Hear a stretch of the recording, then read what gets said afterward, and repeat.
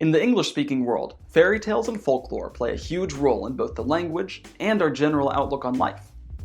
The good news for German speakers is that the majority of stories we know in America and Britain actually have their origins in Germany. Hansel and Gretel, Rapunzel, and Rumpelstiltskin have all made their way from the original German into English without much change in pronunciation. Others have simply been translated. Snow White is taken from Schneewittchen, Little Red Riding Hood comes from Kleine Rotkäppchen, and Sleeping Beauty was originally Dornröschen. We owe much of this rich tradition of storytelling to the Brothers Grimm, or Die Brüder Grimm, as they're known in German, who wrote and gathered some of the most well-known stories in Hesse in the 1800s. Interestingly enough, in English we always refer to them with the words in that order, the Brothers Grimm, rather than the Grimm Brothers. For other famous siblings, though, we always put the name first. For instance, the Wright brothers, who built the first working airplane, or the Ringling Brothers, who oversaw America's biggest circus. In everyday language, when we refer to something as a fairy tale, it has a slightly negative connotation of being unrealistic, something we're told is true, but which in reality has proven false. For example, if someone tells you making partner in 2 years is a fairy tale, or buying a house on this salary is a fairy tale, they're telling you that it's unrealistic. You may hear other phrases taken from fairy tales. If a friend says that you are her fairy godmother or guardian angel, she is indicating that you have done something wonderful that really helped her get through a difficult situation. If someone says that his wife's mother is like the wicked witch, well, that's not exactly a compliment, and you can be sure they don't have the best relationship.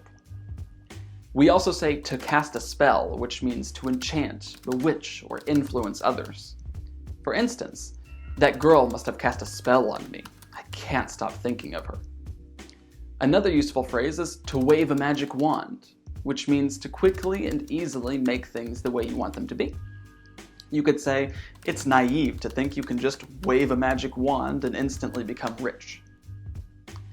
There are some generic figures from fairy tales that have become a regular part of the English language. The hero who saves the princess is called Prince Charming. If, in real life, you hear someone referred to as Prince Charming, it could be a sincere way of describing a man who is handsome, elegant, and kind.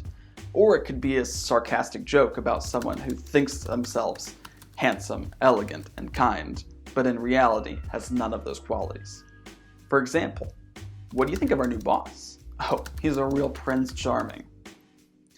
Another phrase that we use quite often is a damsel in distress. A damsel is an old-fashioned word referring to a woman, and distress refers to danger. In modern English, this is usually used with sarcasm, and can refer to an outdated way of thinking about women who are not able to live independently. For example, a woman might tell a man, I'm not some damsel in distress that needs to be saved. I can manage just fine by myself.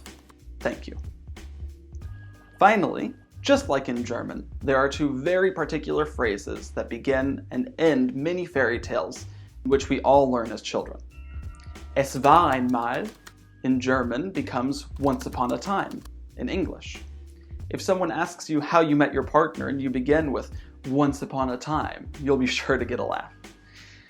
The other English phrase, equivalent to the German, und sie lebten glücklich und zufrieden bis ans Ende ihrer Tage, is, and they lived happily ever after. This can be a fun and playful way to wrap up any story, as it's time to wrap up today's video. Thank you for watching.